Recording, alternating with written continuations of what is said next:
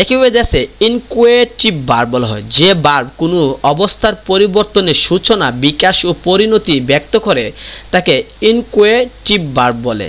এ শ্রেণীর সুপরিচিত ভার্বগুলো হলো বিকাম, কাম, গো, গ্রো, গেট, ফল, রান, টার্ন, ওয়্যার। এগুলোকে লিঙ্কিং ভার্ব বলা হয়। আচ্ছা, এখানে আমরা মনে রাখতে হবে যে ইনকুয়েটিভ ভার্বটা সেটা লিঙ্কিং ভার্বে বলা হয় এবং কপুলেটিভ ভার্বটা যেটা আছে সেটাকেও লিঙ্কিং ভার্বে ধরা হয়। তাহলে পার্থক্যটা কি? যদি এমন হয় যে কোনো একটা ভার্ব দ্বারা কোনো একটা অবস্থার বর্ণনা করা হয়, কোনো একটা ভার্ব দ্বারা কোনো একটা অবস্থা, অবস্থান নয়, অবস্থান মানে জায়গা, আর অবস্থা মানে কেমন আছে সেটা বোঝানো হচ্ছে, সেটা বলা হয়, সে ভার্বটা বলা হয় ইনকুয়েটিভ ভার্ব।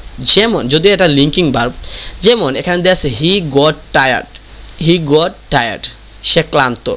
এখানে তার অবস্থাটা ব্যক্ত করতেছে যে সে কোন অবস্থায় আছে, অবস্থাটা কি, সে ক্লান্ত অবস্থায় আছে। তাই বলছে যদি অবস্থার বোঝায়, অবস্থার সংক্রান্ত বোঝায়, অবস্থার পরিবর্তন, সূচনা, বিকাশ, পরিণতি বোঝায়, তাহলে সেটাকে বলা হয় ইনকুয়েটিভ ভার্ব। সহজ ভাষায় যদি কোনো একটা ভার্ব দ্বারা কোনো একটা সাবজেক্টের অবস্থা বোঝায় তাহলে সেটা বলে ইনকুয়েটিভ। যেমন হি বিকেম রিচ, তাহলে তার অবস্থা কেমন, সে এখন ধনী, সেটা তার অবস্থায়। হিজ ড্রিম ক্যাম ট্রু, তার স্বপ্নগুলো এখন কেমন, কোন অবস্থা আছে, যে সত্যের পথে বা সত্য হয়ে গেছে সেটা।